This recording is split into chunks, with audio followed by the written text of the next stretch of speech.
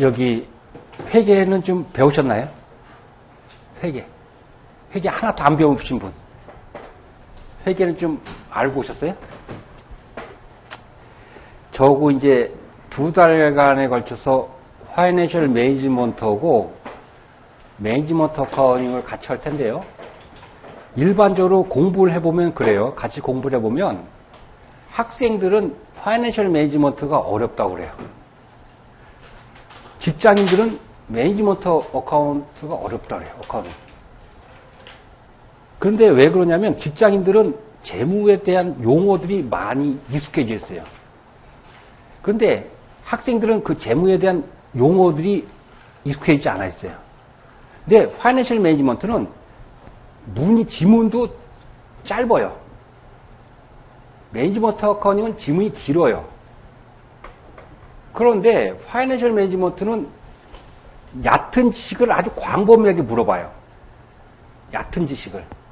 그래서 용어를 아는 것이 중요한데 그걸 보완하는 방법이 혹시 요새는 지금 그런 게 없지만 인터넷에서 볼 때 사회면 이런 거 보지 말고 경제면을 좀 봐보세요. 경제면. 그럼 용어들이 나오거든요. 그 용어들이 나오는 게 있으면 툭툭 나오면 모르는 용어가 나오면 한번 찾아보고 눈여겨보고 하세요. 그럼 굉장히 도움이 될 거예요. 그것이 보완하는 방법 중에 하나예요. 그래서 우리 진행은 저기 파이낸셜 매니지먼트를 다 마친 다음에 매니지먼트 어카운팅 들어갈 거예요. 그렇게 하겠습니다. 그러니까 책들은 파이낸셜 매니지먼트를 갖고 오세요. 그리고 제가 당부드리는 건 뭐냐면 이 시험은 문제은행식이에요. 그러니까 어떻게 돼요? 비슷한 문제가 계속 출제되겠죠? 출제된다고요. 그래서 시험 붙는 방법은 배우고 나서 과거 10년치 문제 정도 풀어보면 거기서 다 커버가 돼요. 그렇지 않겠어요? 과거 10년치 문제 푸는데 시간도 많이 안 걸려요. 그래서 그렇게 한번 해보시고 다른 문제도 마찬가지예요. 다른 것도. 그래서 문제 풀 때는 문제 풀 때는 최근 문제부터 2019년부터 이렇게 거꾸로 가야 되겠죠. 그렇게 하면 굉장히 도움이 될 거예요. 당연히 이거는 마친 다음에 시험을 보겠죠. 시험을 볼 거예요. 서로 문제 멀티플 초이스로 이렇게 나올 테니까 한번 보시고 가능하면 제가 부탁드린 건 예습해 오면 아주 최상인데 예습이 어려우면 뭘 해야 될까요? 복습은 꼭 해야 돼요. 복습했는데도 내가 이해가 안 간다. 그럼 어떻게 할까요? 저한테 메일로 물어봐야 돼요. 그거를 넘어가면 저는 뭐 그냥 어떻게 넘어가겠지만 여러분들은 피곤하겠죠. 수업뿐만 아니고 모든 수업에 그 복습을 하시고 나서 이해가 안 가는 부분은 옆에 친구한테 물어보든지 선생한테 물어보든지 해서 반드시 알고 넘어가야 돼요. 그렇지 않으면 나중에 옛날 들을 때는 제가 이해했는데 지금 와서 모르겠다 그런 말을 가끔 해요. 그리고 문제 풀 때는 저는 시간이 없으면 답 위주로 이렇게 설명드리겠지만 여러분들은 답이 아닌 게 왜 답이 아닌 것까지만 확실히 하면 거의 뭐 문제는 그렇게. 그리고 또 한 가지는 파이낸셜 매니지먼트에서는 제가 보니까 경향이 회계와 재무관리가 이렇게 연결돼서 나오는 문제들이 좀 출제되는 경향이 있어요. 그러니까 회계식도 필요한 그런 경우가 있어요. 자, 그러면 지금부터 바로 본론에 들어가는데 1페이지 한번 펴보실래요? 그 뒤에 목차가 있는데 목차 번에 읽어볼게요.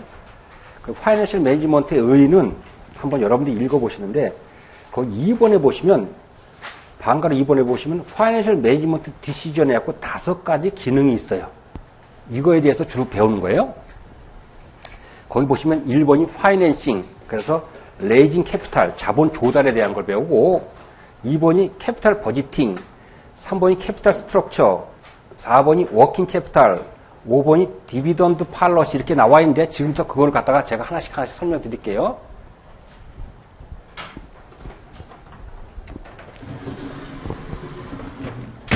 이 재무관리도 기본 베이스는 회계학이에요. 이게 BS, 옛날에 대차대표라는 건데 대차 대조표의 이 대변은 뭐냐면 자금을 어떻게 조달하는 걸 나타내줘요. 조달. 그래서 여기가 파이낸싱이겠죠. 조달을 나타내요. 어떻게 조달해서 어떻게 운용하는 걸 나타내겠지.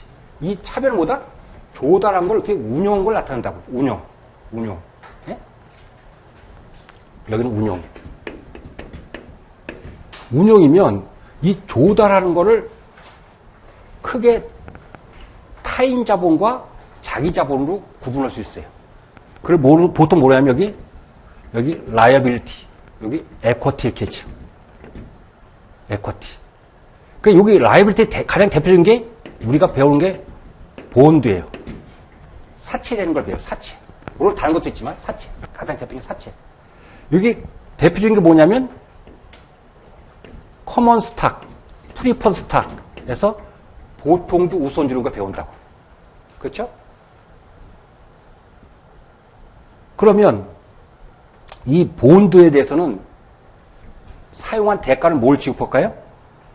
사용한 대가로 이거에 대해서는 이자를 지급한다고. 이자. 이거에 대해서는 인터레스트를 지급해요.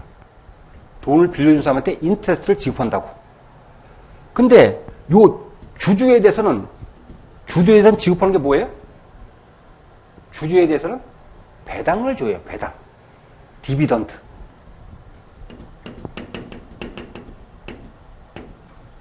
그래서 회사 입장에서는 이 부채로 조달할 건지 자본으로 조달할 건지가 굉장히 중요해요. 그걸 결정하는 걸 우리는 CFO라고 하거든요. CFO. 굉장히 중요하다고. 왜 그럴까요? 돈을 낮은 코스트로 조달해야 될 거 아니에요. 낮은 코스트로. 그래서 그게 중요해요. 그래서 요 부채로 조달할 건가, 에쿼티로 조달할 건가, 요것이 뭐냐면, 요 부채로 조달할 건가, 이 구성비를 뭐라고 하냐면, 거기 캐피탈 스트럭처라고. 3번의 캐피탈 스트럭처, 자본 구조라고 하는 거예요. 부채로 많이 조달할 거냐, 자본으로 많이 조달할 거냐. 이 구성비, 부채와 자본의 구성비를 뭐라고 하냐? 이걸 캐피탈 스트럭처라는 거예요. 캐피탈 스트럭처. 알겠습니까? 자본과 부채의 조달 구조를, 구성비를 믹스된 걸 갖다 우리는 자본 구조라고 그래요. 그런데 여기서 말할 때 우리 보통 여기서 이쪽을 에셋이라고 하는데 토탈 에셋 그러자고요.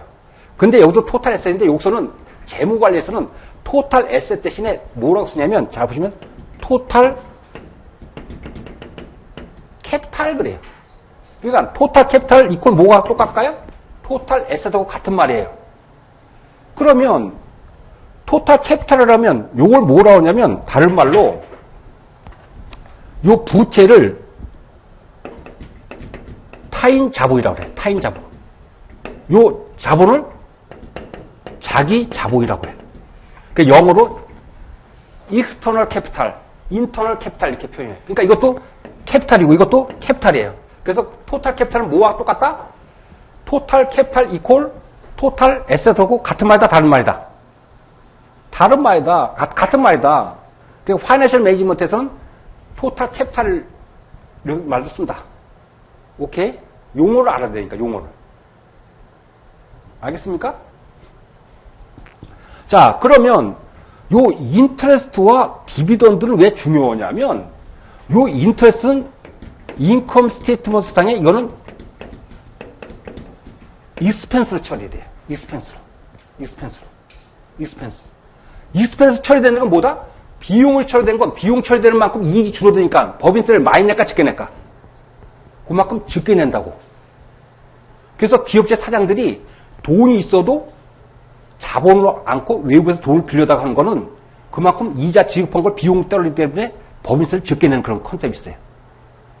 그래서 비근한 예로 뭐 금메달 땄다 올림픽에서 그럼 어떤 회사에서 만약에 현대자동차에서 10억 경력금 주는 거랑 현대자동차 전문부 회장 개인 돈을 10억 주는 거랑 차이가 있어요. 현대자동차가 만약에 법인세율이 50% 적용된다 그러면 현대자동차가 기부한 거는 자기 돈 5억 갖고 10억에 생산을 낸 거야. 왜? 그만큼 5억은 세금을 안 내니까. 근데 정주영 개인 회장이 내는 건 뭐다? 알토랑 같은 15억 내는 거야. 차이가 있겠죠. 그래서 요 익스펜스 쳐야 되는 건 뒤에서 배우겠지만 텍스 이펙트가 생겨요. 텍스 이펙트가 생기는 건 지금 알아만 둬요. 텍스 이펙트는 건 이자율이 곱하기 1-t 해서 곱한 것이 이것이 부채 코스트예요. 이자율이 10%고 세율이 30%다 그러면 실제 코스트는 몇 퍼센트가 된다? 7%가 되는 거예요. 그게 텍스 이펙트라고 뒤에서 배울 거예요. 그러니까 이자율이 10%는 할지라도 세율이 30%면 실제 코스트는 7% 조달한 거랑 똑같은 코스트예요. 이것이 텍스 이펙트라고. 그 유명한. 그런데 디비던드는 넷 인컴에서 준 거라고. 비용 처리될까 안 될까? 이거는 비용 처리가 안 돼요. 이건 인컴 스테이트먼트에 익스펜스가 된다 안 된다? 익스펜스가 안 돼. 그러니까 이건 텍스 이펙트가 있을까 없을까? 이건 텍스 이펙트가 없다고. 텍스 이펙트가 없어요. 그래서 배당률 10%와 이자율 10%는 이자율 10%가 훨씬 더 싼 거야. 왜? 텍스 이펙트가 있으니까. 텍스가 제로가 아닌 이상. 오케이? 그래서 이것이 컨셉이 중요해요. 그 다음에 캐피탈 스트럭처. 그 다음에 토탈 캐피탈은 타인 자본과 자기 자본을 합친 것이 토탈 캐피탈. 그냥 토탈 캐피탈 이퀄 토탈 에셋과 같은 말이에요. 뒤에서 똑같은 걸 하니까. 그 다음에 여기 부채 중에 우리 회계에서는 유동성 배열법이라고 만기가 1년 이내 도달하는 것부터 먼저 기록하고 온 다음에 그 이후의 걸 또 도달해요. 그래서 보통 여기를 current liability, non-current liability 이렇게 구분한단 말이에요. 그죠? 자산도 current asset, non-current asset 이렇게 구분해요. 유동성 배열법에 의해서. 그랬을 경우 요 current liability와 current asset 요걸 갖다가 뭐라 하냐면 특히 요 current asset을 요걸 갖다가 뭐라 하냐면 여기서 재무관리에서는 유동자산 그렇게 표현하지 않고 뭐라 표현하냐면 워킹 캐피탈 이렇게 얘기해요. 워킹 캐피탈 이퀄 뭐랑 똑같다? 커런 에셋과 같아요. 커런 에셋과 같아. 그러니까 회계에서는 커런 에셋을 파이낸셜 매니지먼트에서 뭐라 한다? 워킹 캐피탈 이렇게 얘기하는 거예요. 오케이? 그리고 여기서 어떤 용어가 등장하냐면 여기서 넷 워킹 캐피탈 이렇게 표현해. 넷은 뭐냐면 요거는 A에서 B를 차감할 때 이거 차감을 넷이라고 표시하거든. 그럼 요건 넷 워킹 캐피탈은 뭐냐면 커런 에셋에서 커런 라이abili티를 차감한 것을 넷 워킹 캐피탈 이렇게. 그러니까 용어 정의니까 이건 여러분들이 알아두셔야 되겠지. 넷 워킹 캐피탈은 뭐다? 커런 에셋에서 커런 라이abili티를 차감한 것을 갖다 우리는 넷 워킹 캐피탈 이렇게 얘기하는 거야. 그래서 요 커런 에셋과 커런 라이빌티에 대해서 배우는 것이 뭐냐면 거기 워킹 캐피탈 4번의 워킹 캐피탈이에요. 워킹 캐피탈. 그래서 여기 워킹 캐피탈 키워드는 쇼텀이야. 회계나 재무관에서 쇼텀은 1년 이내를 갖다가 쇼텀이라는 거예요. 롱텀은 1년을 초과하는 걸 롱텀이라고 그러고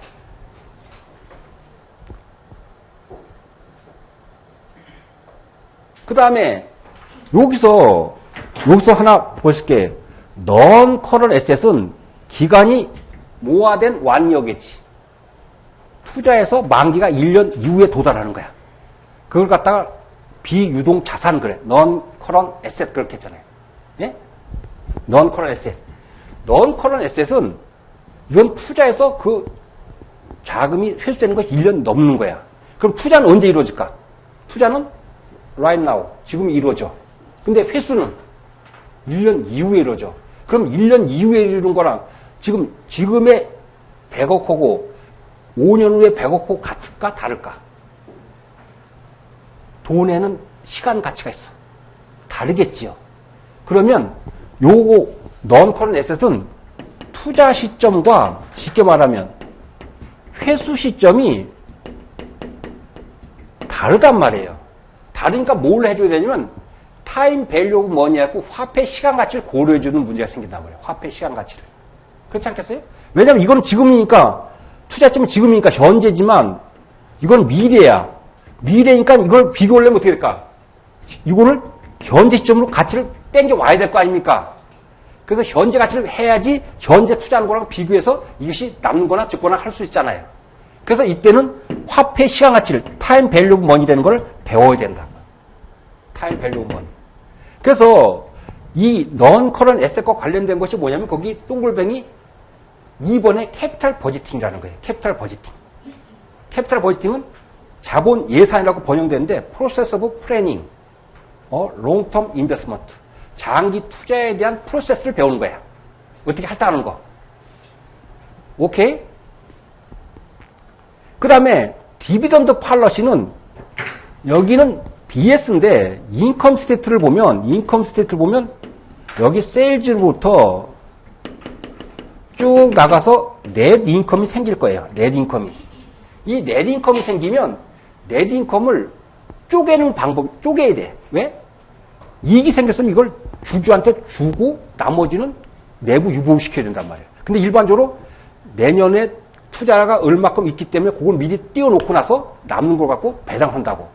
그러니까 이 이익이 난 걸 갖다가 쪼개는 거야.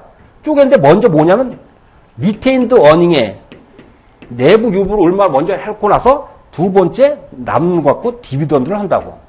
이렇게 이익을 내부 유보와 배당으로 쪼개는 걸 갖다가 디비던드 팔러시라고 그래. 5번에 디비던드 팔러시. 오케이? 디비던드 팔러시는 그거예요. 근데 시험에서는 디비던드 팔러시는 그렇게 중요도가 떨어지지만 기업체 회장 입장에서는 굉장히 중요해. 그러니까 시험하고 실질하고는 약간 다른 경우가 많아요. 당연하겠지. 네? 당연하겠지. 자, 그래서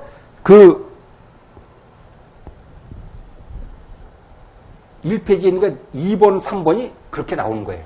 그러면 다시 백으로 해서 목차를 한번 가보자고요. 목차를 가보면 서론에서는 이자율이 뭐냐, 환율이 뭐냐, 그 다음에 아까 얘기했듯이 이 타임 밸류 오브 머니가 어떻게 계산하냐 이런 걸 배운다고.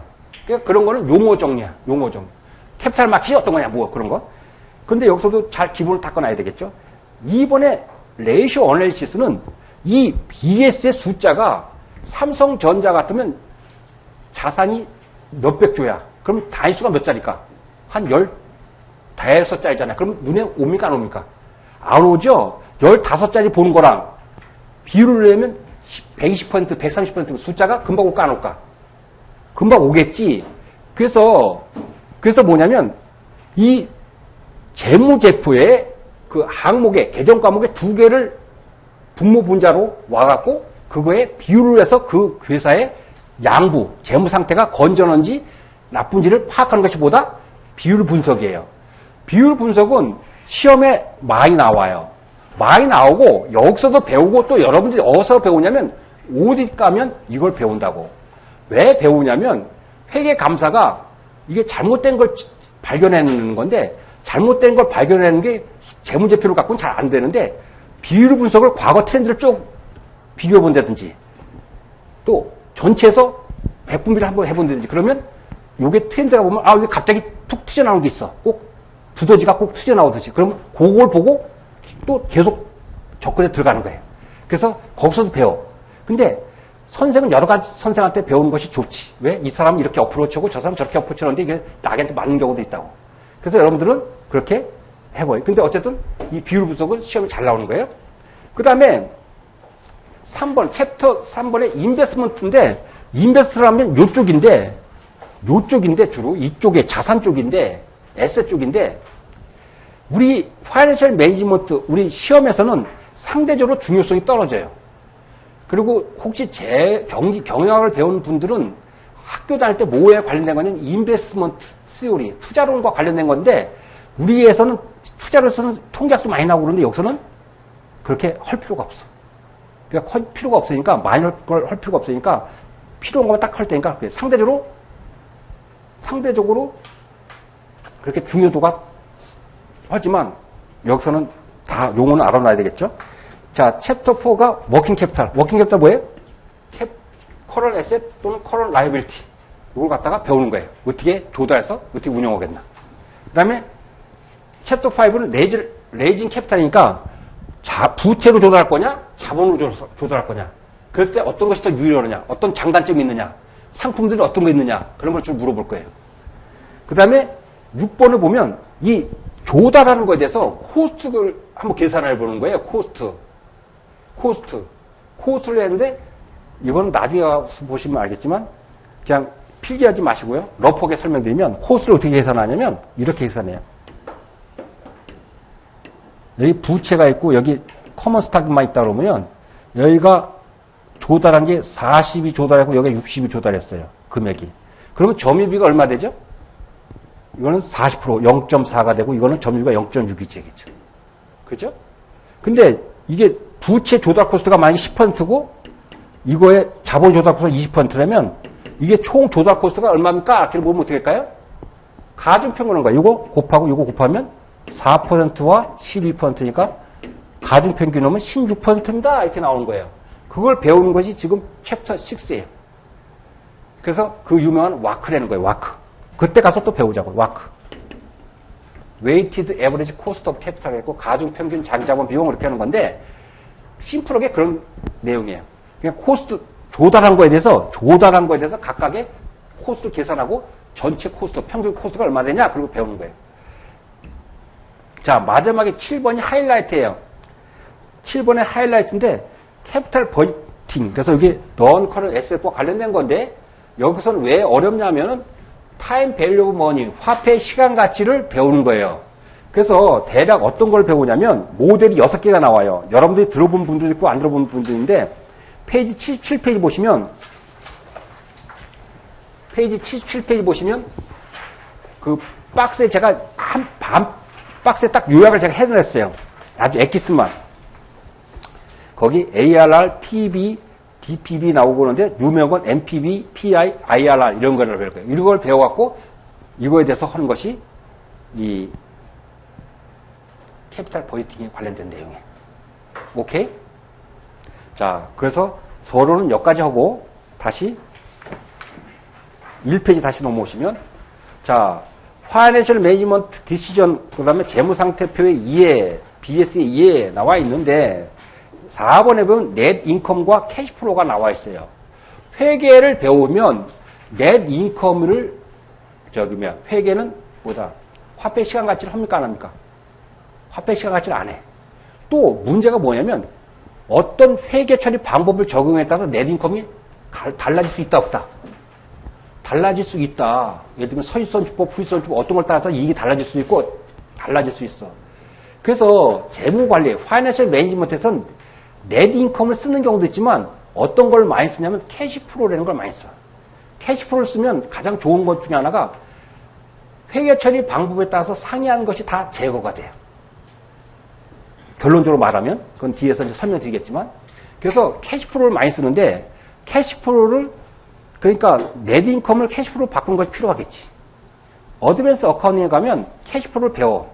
그러나 거기서는 굉장히 복잡하게 배우는데 심플하게 하면 여기 캐시플로우를 보면 박스가 뭐라고 됐어요? 공식처럼 외워놓으세요. 넷 인컴은 캐시플로우에서 디프리시에이션. 디프리시에이션은 비용이지만 돈이 나가나요? 안 나가나요? 안 나요. 자금 지출이 없는 비용 그렇게 써놓으세요. 자금 지출이 없는 비용. 자금 지출이 없는 비용. 돈은 안 나가는데 비용을 쳐야 되는 거예요. 그러니까 이 비용을 쳐야 됐지만 돈이 안 나갔으니까 캐시플로우가 다르겠지. 자, 그러면 이걸 예를 들어 볼게요.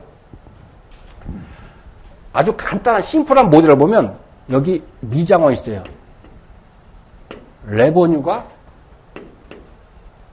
1000이라고 했어요. 레버뉴가 1000. 텍스도 없고 아무것도 없어. 근데 뭐만 있냐면 자기가 직접 운영해, 원장이. 그래서 뭐가 있냐면 감가상각만 있어. 감가상각이 디프리시에이션이 400이래요. 그러면 넷인컴이 얼마일까요? 넷인컴이 600이 됐겠지. 넷인컴이 600이 됐겠지. 오케이? 회계에서. 자, A 있어. 자, B는 B 미장원은 레버뉴는 1000인데 디프리시에이션이 여기는 다른 삼각법을 했더니 600이 나왔어. 그러면 넷인컴은 얼마냐면 400이 나왔어. 똑같은 레버뉴가 1000이 나왔는데 감가상각 방법을 다르게 함으로써 이익이 어떻게 됐다? 다르게 나와. 물론 전체 연도를 다 합치면 맞겠지만 토탈하겠지만 어떤 인지로 자른 그런 기간에서는 다르게 나온다고요. 그러면 이런 600곱고 400을 쓰면 문제가 생기지 않겠어요? 그래서 재무관리에서는 어떻게 하냐면 캐시플로를 쓴다고. 캐시플로를 쓰면 너 넷인컴이 600이 나왔지만 600에서 플러스 돈이 안 나갔으니까 이만큼 돈이 나왔겠지. 400 하면 캐시플로는 1000이 들었구나 이렇게 나온 거지. 그럼 이것도 보세요. 넷인컴이 400이고 이건 돈이 나갔나 안 나갔나? 안 나갔는데 다시 돈이 들어온 걸 해야 되겠죠. 거꾸로 플러스 600 하면 캐시플로는 1000이야. 오케이? 그러니까 회계 처리 방법을 감가상각법을 다르게 하면 회계는 이익이 달라지지만 재무관리에서는 그거를 갖다가 전부 다 제거시킬 수가 있겠지. 그래서 캐시플로를 쓴다고. 그래서 보시면 넷인컴에 여기 넷인컴 어떻게 쓰냐면 레버뉴가 이게 레버뉴에서 디프리시에이션 현금 지출 비용하면 넷인컴이 생겼죠. 그런데 캐시플로는 뭐해? 거기 형광펜. 캐시플로는 넷인컴 플러스 뭘 해야 된다? 디프리시에이션. 현금 지출은 비용을 더해야지 이것이 캐시플로가 된다.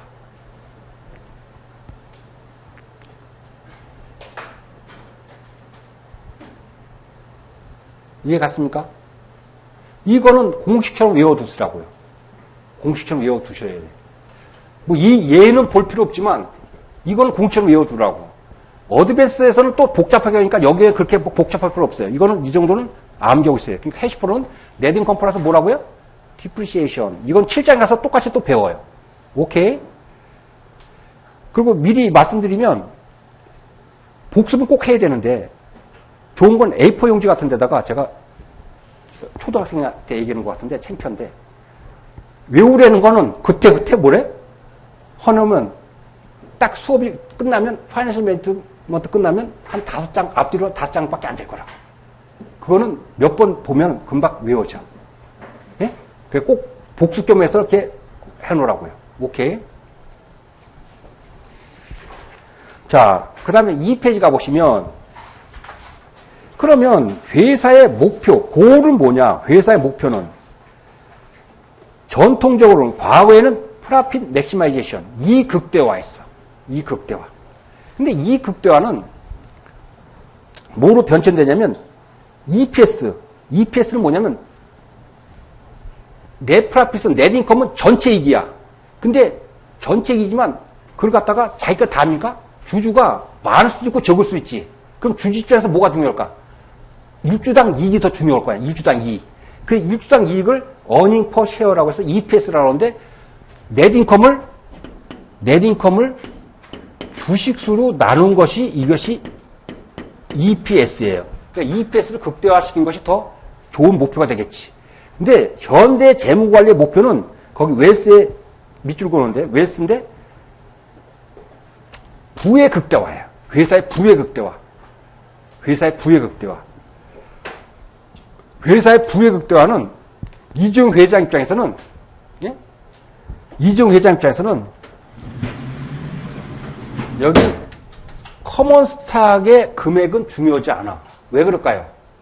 이 커먼 스탁 금액은 예를 들면 지금 삼성전자의 액면가가 5,000원이면 5,000원 곱하기 발행 주식 쏜 게 여기 들어가 있거든. 근데 지금 삼성전자 주식은 얼마인가? 대략 4, 5만 원 해. 그러면 4, 5만 원하고 5,000원하고 이게 5,000원이 현재 상태를 보여준다? 못 보여준다? 못 보여준다. 이거는 발행할 때 액면가야. 법정 자본주의에서. 근데 실제로 삼성전자는 지금 4만 원을 거래되고 있어. 그러면 이 5,000원의 정보는 거의 의미가 있다 없다. 이 5,000원 곱하기 자본주의하고 요만큼이 우리 회사 겁니다. 그러면 둡니다. 그러면 안 되겠지. 그래서 제일 부를 잘 나타내는 게 뭐냐면 발행 주식수 곱하기 뭐다? 시가. 이것이 훨씬 더 그 회사의 가치를 더 잘 나타내 주겠지. 그렇지 않겠어요? 그렇지 않겠습니까? 지금 삼성전자의 주가가 4만 원이면 곱하기 뭐 1억 주면 곱하기 그것이 삼성전자의 가치입니다. 이렇게 나오는 것이 훨씬 더 가치가 있는 거겠지. 그래서 그 마켓 캐피탈라이제이션이라는 용어는 뭐라고 써냐면 이걸 우리 시가총액 이렇게 한국말로 하는데 시장 가격 총액 그래서 시가총액 그러는데 시가총액은 곡다 옆에 써놓으세요. 시가총액은 마켓 캐피탈라이제이션 시가총액 마켓 캐피탈라이제이션은 발행 주식수 곱하기 시가다. 액면가가 아니고 시가다. 이것이 뭐다? 마켓 캐피탈라이제이션. 그래서 시가총액 그러는 거예요.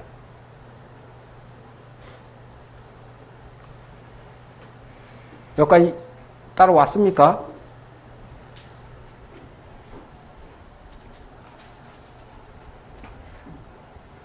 자, 그 다음에 나오는 것이 2번의 이자율이에요. 재무관리에서는 이 부채로 조달하는 것에 대해서는 이자를 지급하고 자본을 조달하는 건 배당을 지급하는데 이 이자는 돈을 빌려준 사람에 대한 대가를 주는 것이 이자고 자본을 출자한 사람에 대한 대가를 주는 게 뭐다? 디비던드예요. 그 컨셉은 알겠지. 그러면 금리의 종류에 보면 거기 고정금리와 변동금리가 있어요. 근데 우리가 재무관리에서 배우는 건 대부분 고정금리를 배워요. 고정금리라는 건 뭐냐면 여기 채권 있으면 여기 액면가 10,000원 이렇게 써 있고 여기 쿠폰 10% 이렇게 만기 언제 이렇게 2030년 얼마 이렇게 돼 있다고. 그러면 여기 쿠폰 있다고, 쿠폰. 쿠폰은 뭐냐면 액면가에 대해서 이자를 얼마 줄 건가 그런 거예요. 액면가에 대해서 이자를 얼마 줄 건가. 그걸 쿠폰이라고 그래. 이 쿠폰이 10%로 만기까지 내내 10%로 고정되어 있는 거야. 이걸 갖다가 고정금체라고 해요. 변동금체는 시장 위로 오자하면 올라가고 내려가면 내려가고 금리가 변동되는 걸 변동금체라고 그래요. 근데 우리가 지금 배우는 거는 여기서부터 배우는 거는 대부분이 고정금체를 가정하고 배워요. 그러면 만약에 채권이 만기가 3년이다. 여기 만기가 3년이다. 이렇게 봤으면 10,000원에 10%면 이자가 얼마씩 나올까요? 이자가 매년 1,000원 나오겠지. 자, 1년에 1,000원 나온다고. 1,000원. 10,000원 곱하기 10% 1,000원. 쿠폰. 2년차는 얼마 나올까요? 또 1,000원 나오겠지. 3년차는 얼마 나올까요? 또 1,000원 나오겠지. 만기가 되면 채권은 원금을 상환해야 되겠지. 그럼 또 얼마가 나올까요? 원금 돌려받으니까 이때 10,000원 이렇게 나오겠지. 이게 캐시프로야. 그러니까 고정금리의 캐시프로는 뭐와 뭐로 이루어졌다? 여러분들 머릿속에 넣어야겠나? 뭐와 뭐로 이루어졌다? 쿠폰의 이자와 들어오는 것과 만기에 원금이 들어오는 걸 두 가지를 이뤘다는 거예요. 요거는 쿠폰이에요. 요것도 쿠폰, 요것도 쿠폰. 요거는 페이스 밸류. 이렇게 나온 거지. 이런 구조라는 걸 미리 알아놓으시라. 오케이? 캐시프로가 이렇게 된다. 나중에 또 설명할 거예요. 자, 그 다음에 이거는 금템 중요한 건 아니지만 용어예요. 프라임 레이트와 라이보라는 게 있어요. 프라임 레이트는 뭐냐면 여러분 미국 CNN 뉴스를 보면 달러 앤 센스 이런 코너가 있어. 경제 뉴스를. 그러면 거기 프라임 레이트가 몇 %입니다 이렇게 나오는 건데 프라임 레이트는 거기 뭐라 되냐면 미국의 상업은행이 그러니까 뱅크 오브 아메리카 이렇게 상업은행이 우량 대기업에게 대출 때 적용하는 금리를 뭐라 한다? 프라임 레이트라는데 중소기업이 아니고 뭐다? 우량 대기업에 대출할 때 적용되는 금리를 뭐라 한다? 프라임 레이트라고 그래. 프라임 레이트. 오케이? 프라임 레이트. 그 다음에 라이보인데 라이보는 앞자인데 런던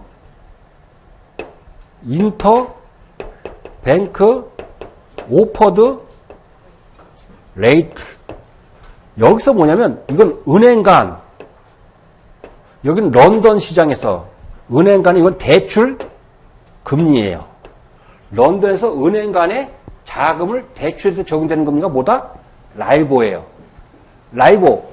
이 라이보니까 이 라이보는 이 아까 프라임 레이트는 은행이 대기업한테, 이건 은행이 은행할 때, 이것이 라이보라고. 참고로 만약에 이것이 시장이 런던이 아니고 뉴욕이면 뭐라 할까? 뉴욕이면 니보 그러겠지. 니보. 홍콩이면 하이보 그러겠지. 하이보. 싱가포르면 사이보 그럴거예요. 사이보. 네? 참고로 뭐 중요한 건 아니지만 우리 시험과 관계없지만.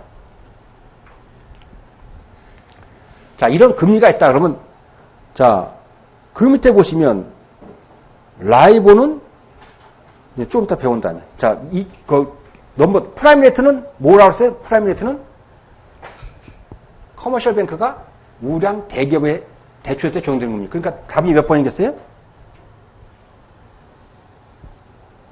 하이 크레딧 레이팅,信用등급이 높은 기업에 대출에 적용되는 금리니까 C번이 답이 되겠지. 오케이? 자, 그 다음에 3페이지 보시면 노미널 인트레스트, 명목금리와 리얼 인트레스트, 실질금리에 대해서 배워볼 거예요. 자, 우리가 지금 대출해주면 그걸 하기 전에 거기 2번에 보면 피셔 이퀘이션에서 피셔 방정식이 되는 게 있는데 동글뱅이 2번에요. 이거는 이렇게 돼요. 보세요. 제가 간단하게 식을 쓸게요. 피셔 방정식.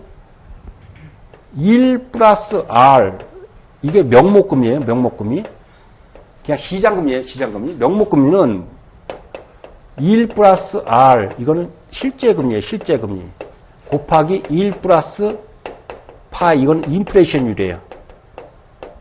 이게 그 유명한 피셔 이퀘이션이라는 거거든요. 오케이? 그러면 이걸 제가 전개해 볼게요. 전개해 보면 이렇게 돼요. 어떻게 되냐면 1 플러스 R, 1 플러스 R 플러스 파이 플러스 R 파이 이렇게 된다고. 근데 요거는 0.01 곱하기 0.035면 굉장히 숫자가 클까 작을까?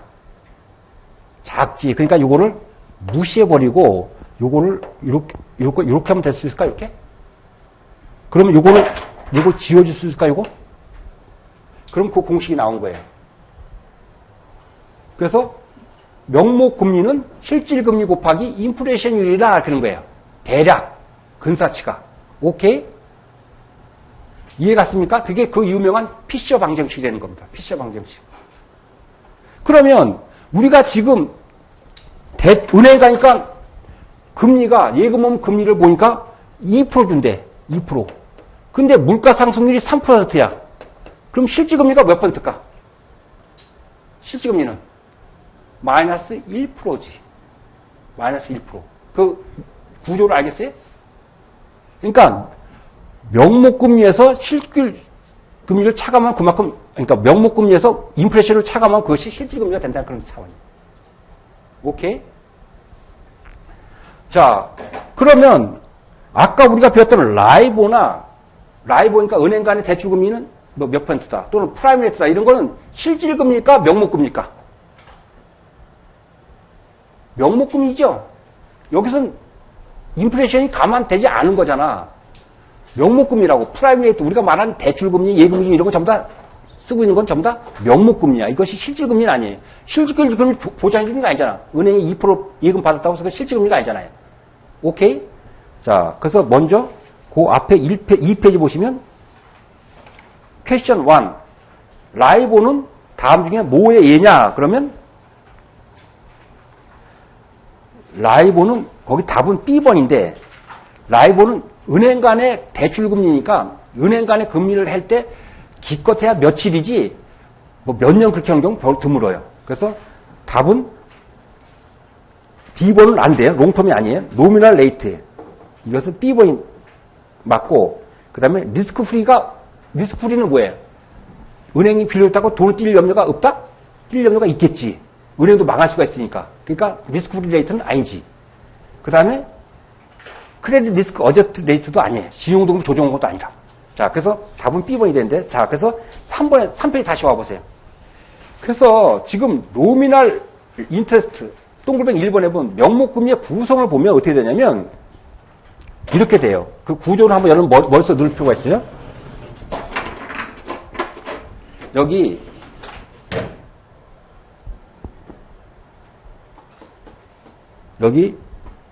리얼 인터레스트, 그 다음에 리스크가 없는 실질 이자율이 있다고. 여기다가 뭘 더해야 되냐면 인플레이션을 합치면 인플레이션이 뭐가 될까요? 요걸 합치면 여기까지 나오는 것이 노미널 인터레스트가 되겠지. 왜? 리스크 프리. 리스크가 없는 명목금리가 되겠지. 그 뭐만큼 합쳤어요? 인플레이션만큼 합친 거지.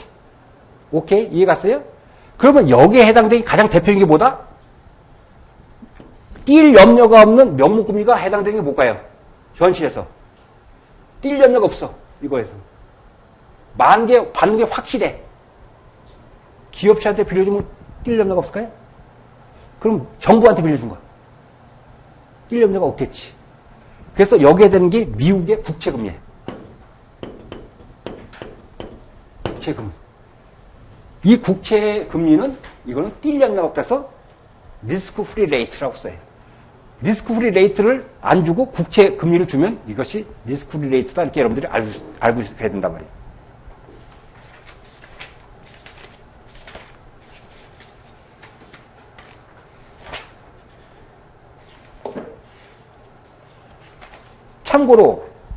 참고로 미국의 국채금리는 세 가지가 있어요. 참고하세요. 여기 트레저리 빌이라는 게 있고, 트레저리 노트라는 게 있고, 트레저리 반드가 있어요. 이거는 만기별로 주로 구분하는데, 만기가 이거는 1년 미만이에요. less than 1 year. 요거는 뭐냐면 주로 30년이에요. 30년. 요거는 뭐냐면 10년 주로. 이 세 가지는 리스크 프리 레이트예요. 리스크 프리 레이트. 미 재무부에서 발행한. 이 파이낸셜 매니지먼트는 용어들이 상당히 광범위하게 나와요. 그러니까 용어들을 잘 알고 있는 것이 필요해요. 자, 그러면 여기 국채에는 뛸 염려가 없어. 리스크가 없어. 뛸 염려가 없어. 보통 디폴트 리스크라고 하는데, 그러면 회사는 뛸 염려가 있을까 없을까? 뛸 염려가 있겠지. 그 뛸 염려가 많으면 많을수록 이자를 더 많이 줘야 되겠지. 그래서 그 위에 보시면 디폴트 리스크까지 합치겠지. 디폴트 리스크. 요게 플러스 디폴트 리스크. 디폴트 리스크를 포함시키면 이게 뭘까요? 이게 요까지 하는 것이 이거는 회사채가 되겠지. 회사채. 일반적인 회사채. 삼성전자와 어떤 조그만 기업체하고는 금리가 차이가 있겠지. 디폴트 리스크가 많으면 금리를 더 많이 줘야 되겠지. 파이낸셜 매니지먼트의 가장 기본은 이 세상에 공짜는 없다예요. 대가가 있어요. 반드시. 그 다음에 디폴트 리스크를 똑같은 삼성전자가 발행한 회사채라도 1년짜리하고 10년짜리 어떤 게 더 금리가 높을까? 10년짜리. 왜? 10년은 불확실하잖아. 부도날 수도 있잖아. 만에 하나. 그러니까 왜? 거기 머추얼티 프리미엄. 기간이 길면길수록 더 많은 금리를 줘야 돼. 그 다음에 리퀴디티 프리미엄. 유동성 프리미엄이에요. 여러분, 유동성은 뭐냐면 언제든지 갖고 있는 사람 언제든지 돈으로 환금할 수 있으면 좋겠는데, 발행한 것이 100억 발행한 게 있고 1조 발행한 게 있어. 그럼 어떤 게 더 시장에서 더 유통이 많이 될까? 1조짜리 더 많이 유통되겠지. 1조짜리 갖고 있는 사람 언제든지 팔려고 그러면 팔릴 수가 있다고. 근데 100억짜리는 팔리면 팔릴 수가 적겠지. 그러면 유동성이 적은 건 그만큼 뭘 줘야 될까? 금리를 더 많이, 프리미엄을 더 많이 줘야 되나? 유동성이 낮으면. 그래서 리퀴디티 프리미엄. 그런 것이 이제 기본적인 거고, 그 외에 특별 조항이 붙은 것이 있겠지. 특별 조항이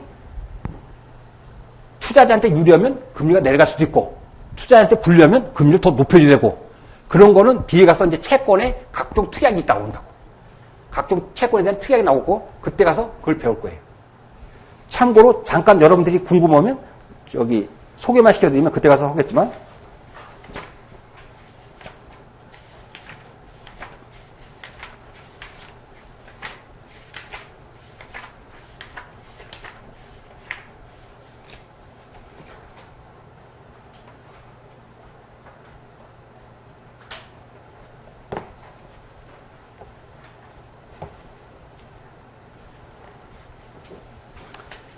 그런 것들이 어디 나오면 58페이지 보시면 58페이지에서 59페이지 같은데 57, 58페이지 보시면 채권의 특약이 많아요. 거기에 따라서 어떤 것이 높여줘야 되고 낮게줘야 되고 그런 것이 쭉 나온다고. 그때 가서 이제 그걸 배우겠지. 어쨌든 지금 3페이지에 있는 그 노미널 인터레스트 구성은 여러분이 상식적으로 이렇게 알아놔야겠지. 만기가 길수록 높은 금리를 줘야 된다. 유동성이 적으면 높은 금리를 줘야 된다. 그 다음에 디포트 리스크가 높으면 높은 금리를 줘야 된다. 그런 컨셉. 그 다음에 실질금리와 명목금리 차이는 뭐다? 인플레이션이다. 예? 이런 등등의 컨셉을 물어보면 여러분들이 그걸 갖고 할 수 있어야 된다. 이 뜻이.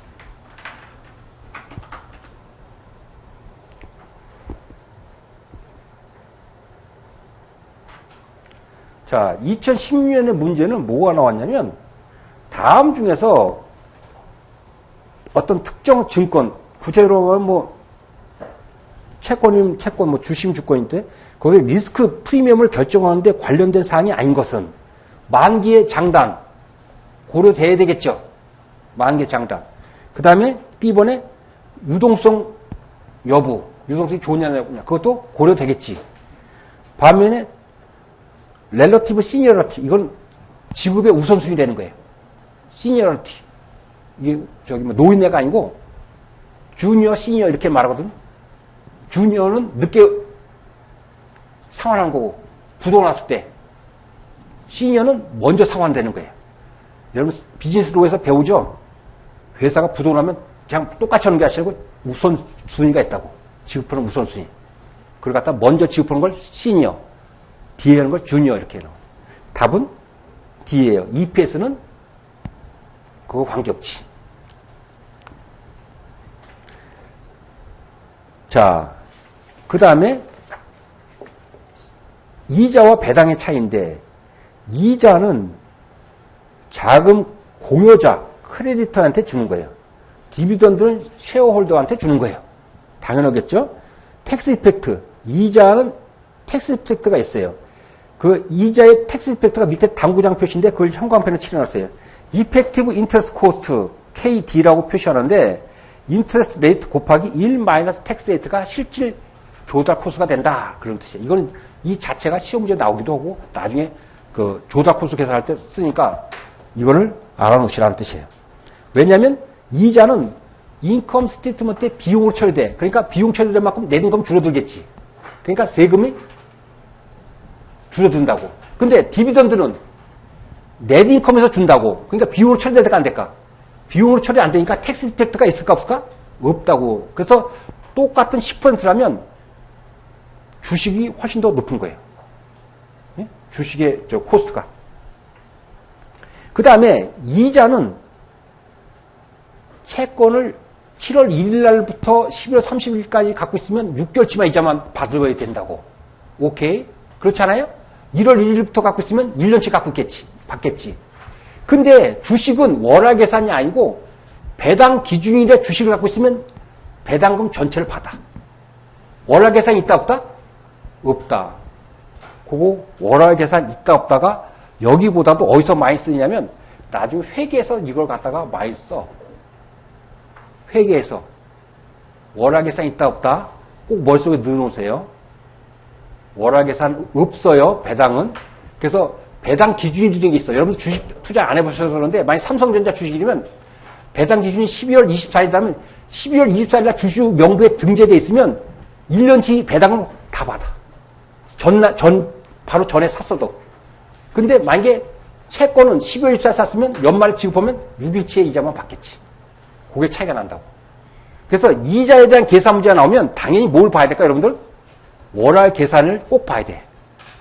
이자율이 나오면 꼭 월화 계산은 말이 없어도 그냥 각인돼서 툭 튀어 나오게 된다고. 그 다음에 이자 인터레스트는 계산 기준이 액면 금액이고 디비던드도 액면 금액이야. 근데 이걸 나중에 가서 보면 이게 잘 틀려. 거기는 액면 금액으로 표시돼요. 디비던드도 액면 금액이에요. 이 말은 무슨 뜻이냐면 지금 삼성전자가 시가가 4만 원이야.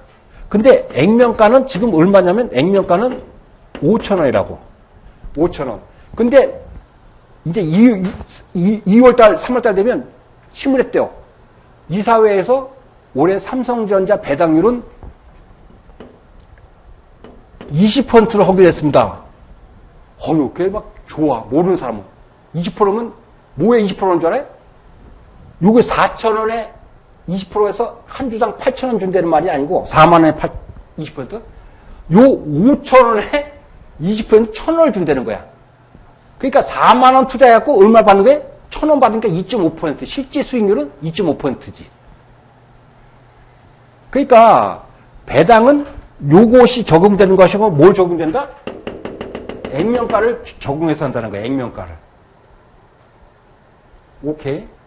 채권도 마찬가지예요. 채권도 만약에 삼성전자 채권이 액면가가 10,000원짜리였는데 지금 이거 시가가 8,900원 이렇게 됐으면 쿠폰은 이거에 대해서 적용되는 거예요. 시가가 기준이 아니고. 무슨 말 알겠습니까? 항상 배당이나 이자는 액면 금액을 기준해서 지급되는 거예요. 이것도 역시 회계에서도 굉장히 잘 써 있는데 이걸 잘못 알고 있으면 굉장히 곤란하다. 오케이? 얘기했어요. 그 다음에 거기 맨 밑에 당구장 표시가 나와 있는데 이 자금을 조달하는 게 100억, 500억 이렇게 하는 게 아니고 삼성전자 같은 게 1조 그래. 1조. 막 10조 이렇게 조달한다고 채권을 발행해서. 그러면 여러분 8.8 8%, 9% 이렇게 하는 게 아니고 8.89 이렇게 요 끝에까지 간다고. 끝에까지. 퍼센티지는 몇이에요? 만약에 8%면 이게 얼마 소점은 0.08이잖아요. 근데 이게 워낙 금액이 크니까 소점 두째짜리 간다고. 소점 두째짜리까지. 소점 두째짜리를 나타나는 것이 거기 나오는 베이시스 포인트라는 거예요. 문제에서 베이시스 포인트 나오면 이거는 100분비가 아니고 뭐다? 만분비야. 만분비. 만분의 1을 1 베이시스 포인트라는 거예요. 100분의 1은 1%잖아. 만분의 1은 1 베이시스 포인트야. 그러면 8%는 몇 베이시스 포인트일까? 8%는 몇 베이시스 포인트야? 800 베이시스 포인트지. 8%는 800 베이시스 포인트라고. 오케이? 그 문제에서 나오면, 여러분 문제 나오면, 리스크 프리 레이트 그러면, 이건 트레저리 레이트구나. 또, 베이시스 포인트면, 이거는 만분비구나. 이런 용어를 알아야지 나중에 문제를 풀 때 적용하죠. 이 자체를 문제 물어보는 게 아니고, 섞어 나오면. 오케이? 질문. 있으신 것 같은데. 질문 없어요? 자, 빠른가요? 따라올 수 있겠어요? 자, 그러면 좀 쉬었다가 하시죠.